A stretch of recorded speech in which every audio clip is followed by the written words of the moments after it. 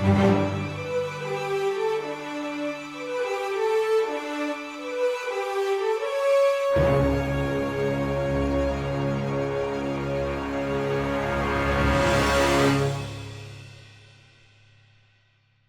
everyone, welcome back to the TJOmega channel for day 1322 of our daily content grind, and we're back to the toy store life.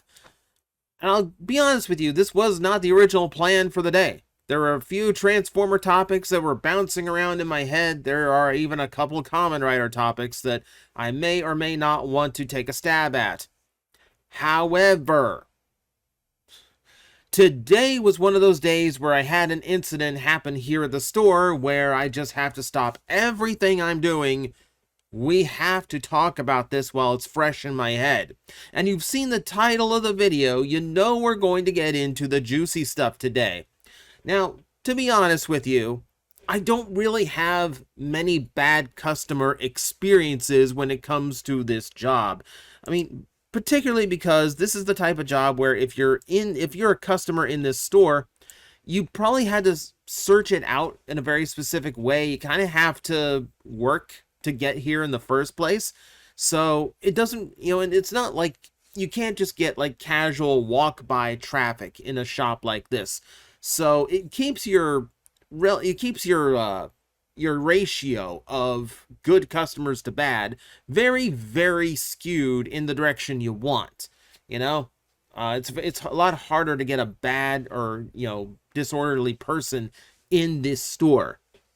Now, I've told you a few incidents of them in the past, so we're going to cover a few of them here. And it's mostly going to be, I'll be honest, I've told some of these stories before, but I will keep those repetitive ones short, and then we will focus more on the couple new ones that I will tell you here in a bit. But just to show you the gambit of things at this run, as far as just like the messy customers, did you realize that you can get someone calling you an a-hole just over a yo-yo? Yeah. So when we had a second store and I was working at the mall, I ran it, I was working the counter one day, families come in and out, and this is the mall. You are far more likely to get bad customers at the mall because people just wander in out of curiosity as they are walking by, right? So I get a few weird ones from time to time. I get a family in, the family is fine, but the kid in the family asks me, ma'am, do you have any yo-yos? I get it.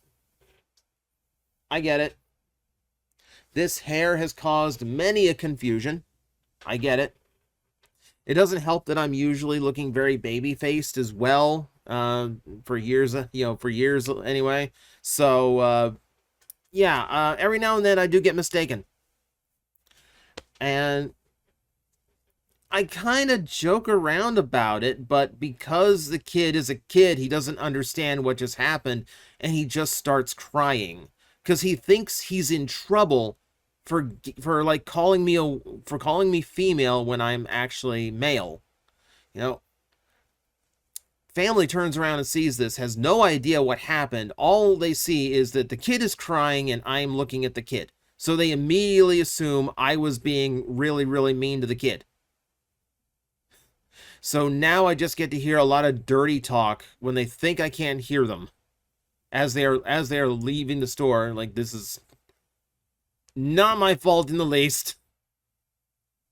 And that's just people being jerks and just like understandably like missing the situation, right?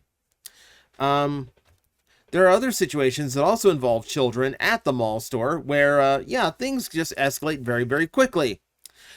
Do you know how you set off a Karen?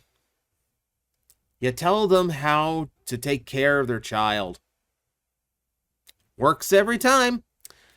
Had a kid in the store with his mom, and the kid was running around just grabbing things off the shelf, leaving them all over the place. Mom was not doing a single thing to control the kid in the least. Kid picks up a box of Marvel Legends. It's like $100 box of toys, and just starts running out the door with it.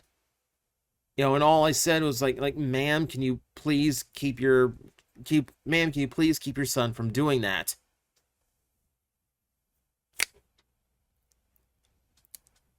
We've officially reached 100 miles per hour. We were at 0. Now we're at 100. Now she's belligerent. Now she is very hostile. Now she wants my manager's phone number. I'm tempted to give them the number to the Papa John's that I have called so many times for orders I haven't memorized.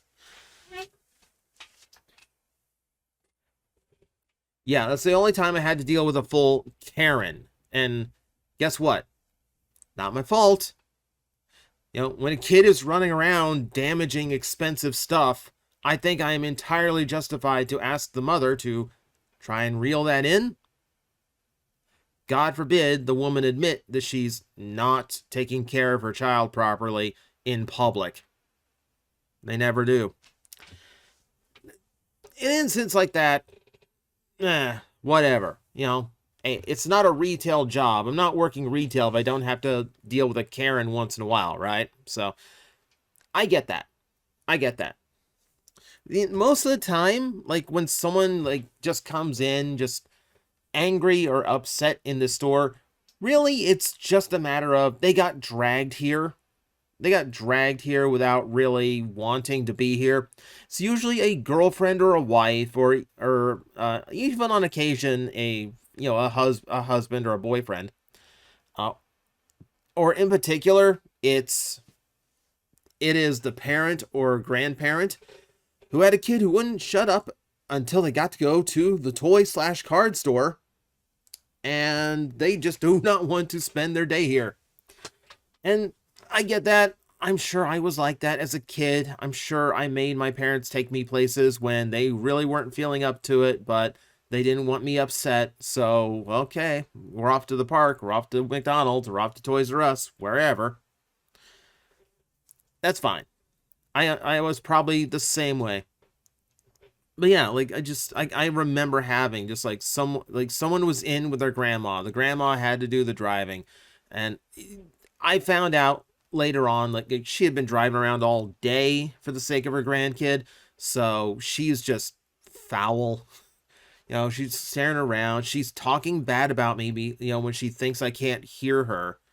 And I haven't done or said anything. I said hi. How are you? I check in. It's what I usually do. I say hi to the customers. I check in on them, see if they're okay. And that wasn't enough for this woman.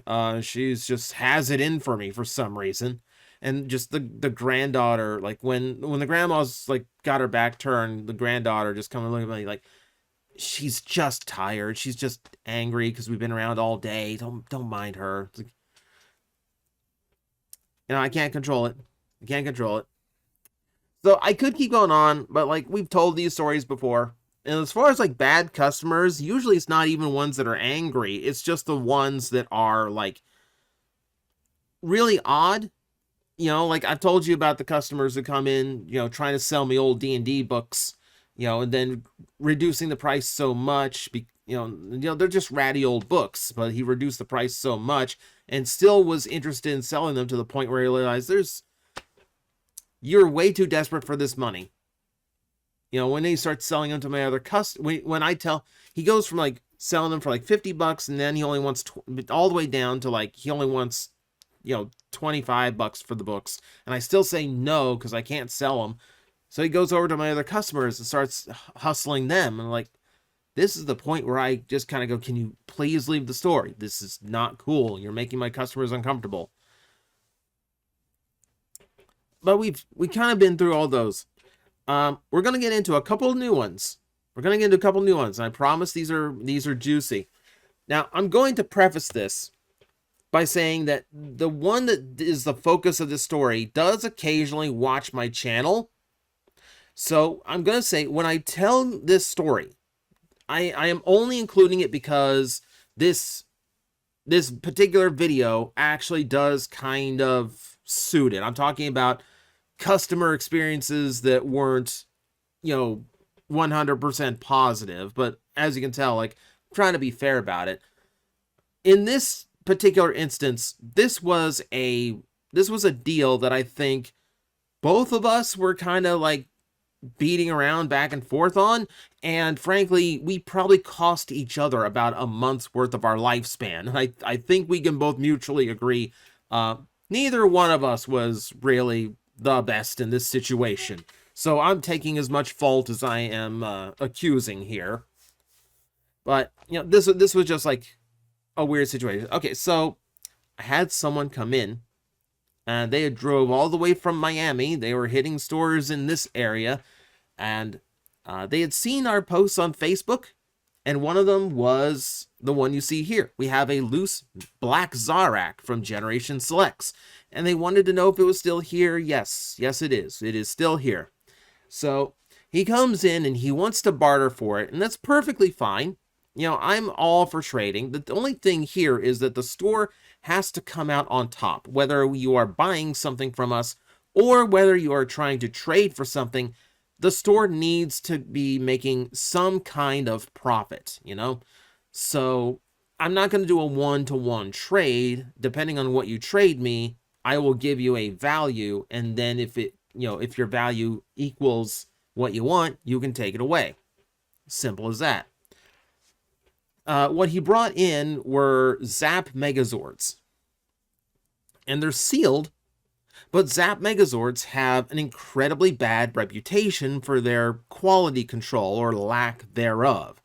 Mine in particular has multiple QC issues that keep me from really enjoying it. I don't even have it on display right now. So I take a look at these, I look it up, and like even a sealed one costs less than a loose Mega Zarak, or Black Zarak rather. So I have to tell him, no, I can't. This is just not a good deal. I can't do this.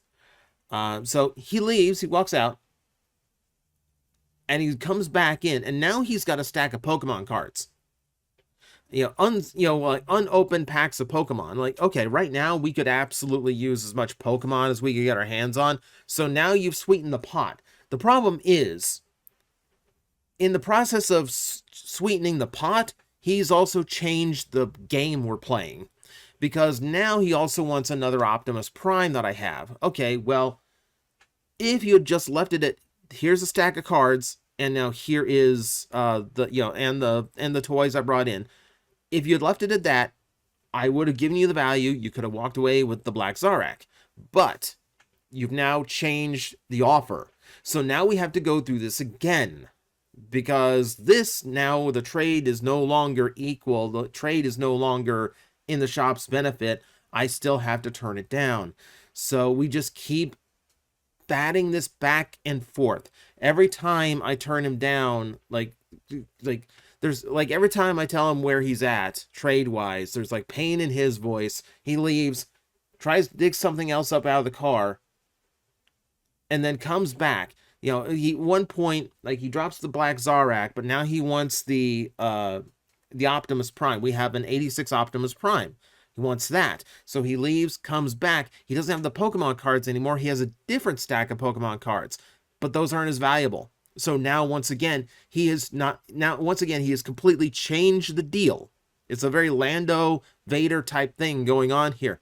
So the deal keeps changing instead of just sticking to what he wanted. So,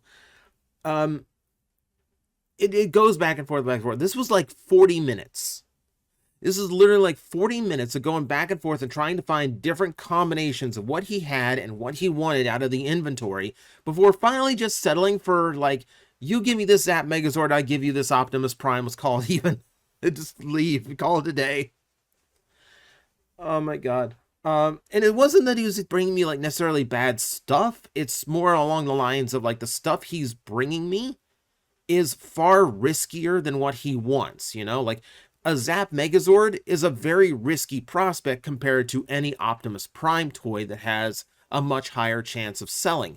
You know, like, at one point he brought in, what was it? He brought in a Ferrac, you know, like from the you know, from the Star Seekers, from the Star Raiders line. And he brought, well, what else did he bring in? I can't remember the other one he brought. He brought in another figure that was like really undesirable and very low value. Just it felt like something he just found at a store that day that just happened to still be in the car. And they're like, "Will this trade work?" And I'm like, "No, because these are on clearance right now, which means everyone's selling them dirt cheap. I can't. No." And we just back and forth, back and forth, back and forth. I can feel both of us aging as we're doing this process. So understand, like, I tell that story with, like, nothing but love for you. I don't mean to put you on the spot. I haven't named a name, as you can tell. It was just a strenuous day where both of us were trying to work a deal, but the deal just kept changing over and over, and I think we stressed each other out in the process. So, that will happen sometimes. That will happen sometimes. And then we get to today's fiasco. Understand, I have had tricky customers, as I just explained. I have had belligerent customers, or, definitely antagonistic. I have never had one just flat out aggressive until today. I had someone come into the shop and he was selling, he wanted to sell off some Magic the Gathering cards, some loose cards. So here's the thing.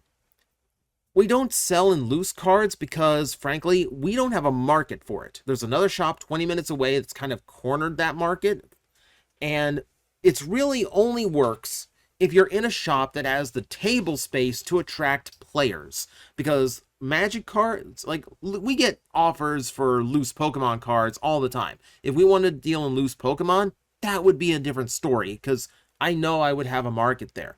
But because we don't have play space for Magic the Gathering, we don't have tables out, that means we don't have the ability for anyone to come in and actually sit down and play, and those are the people buying individual Magic cards. So even if we had them, they're not going to sell for us because the base just isn't here.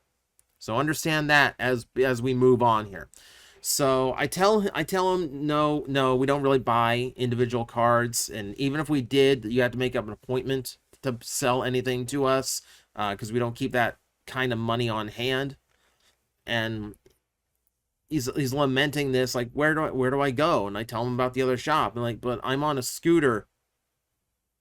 I'm sorry, like, that's literally the only place anywhere around here. Like that's the closest store that would do this. And he immediately snaps, yelling, screaming, cursing, F-bomb after F-bomb on his way out the door, just like throwing every obscenity he can think of at me. And what I love about this is the baseless claims thrown out. Well, like, this is why you're going out of business. We just signed a new lease. Like, we're not going anywhere. This is why no one comes to your store. Okay. You're here on a Friday afternoon when everyone is we're still at work or still in school.